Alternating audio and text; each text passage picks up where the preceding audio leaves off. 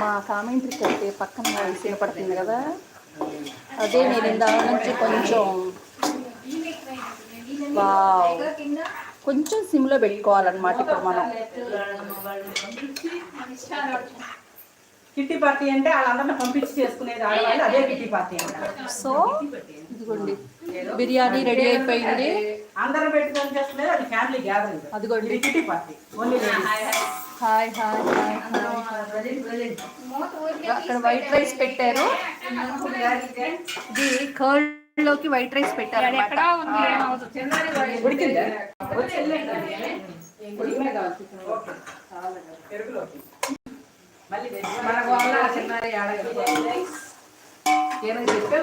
మూత పెట్టేస్తే ఆయిల్ బయటకు వచ్చేస్తుంది. సిమ్లో పెట్టేసాం కదా, ఉడుకుతుంది అలాగా.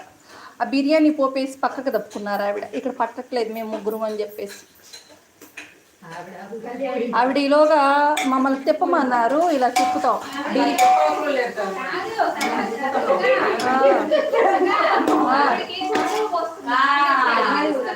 ఆవిడకేసి వేయండి అమ్మ ఫస్ట్.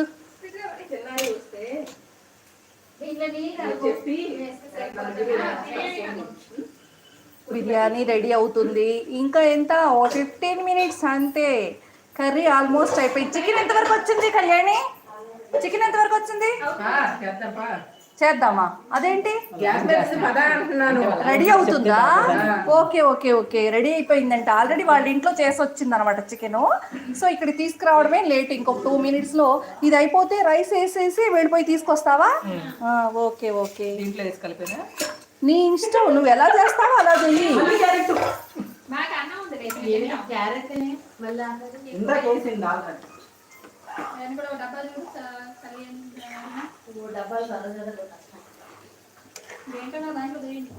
గిన్నె గిన్నెలో మళ్ళీ తెచ్చా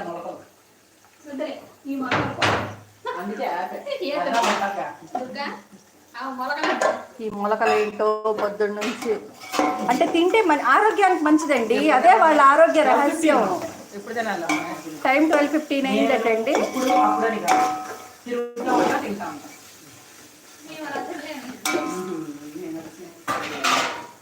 మంచి అలవాటు తెలుసా సౌజన్య. యాక్చువల్గా నానబెట్టి తినడం అనేది ఒక దగ్గర కూర్చొని తింటాం కాక నీ హ్యాబిట్ మంచిదని, నీకే మంచి.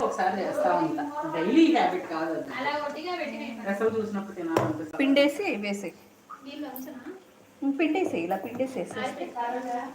మా ఇంట్లో ఎవరికి నచ్చు మొలకలు, నాకు తప్ప.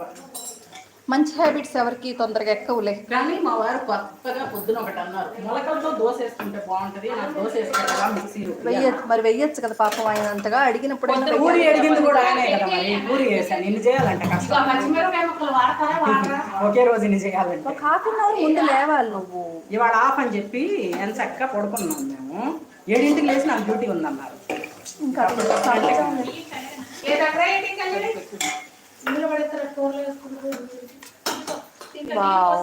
మిగిలిన అన్ని అరుణ వచ్చేసి అన్ని సర్ది కలుపుతున్నావు. ఉత్తయ్యన తినేస్తారు కదా పిల్లలు.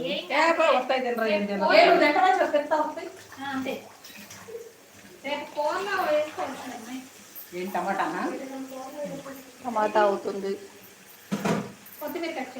వేయండి. మనకు కూడా కావాలి 2 వెజ్ కర్రీకి. కొత్తిమీర, పుదీనా.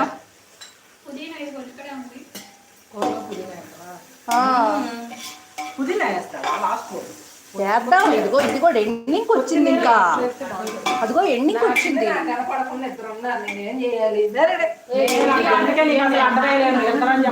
అమ్మా మేము సైడ్కే ఉన్నాం ఇక్కడ.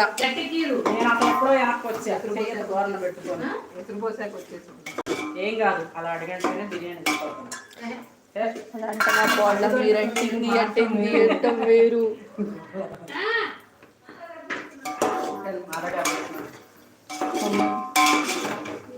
ఇంక ఈ కర్రీ అయిపోయింది కదా అరుణ, కళ్యాణి.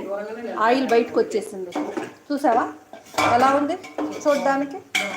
అంటే నీకు నాన్ వెజ్ ఇష్టం కదా, దీని మీద నీ అభిప్రాయం ఏంటి? ఎలా వచ్చింది ఏంటి అంటావు? కర్రీ చాలా బాగుంది కదా, ఎక్సలెంట్గా ఉంది కదా. ఒక హైలైట్ ఇచ్చుకున్నాం.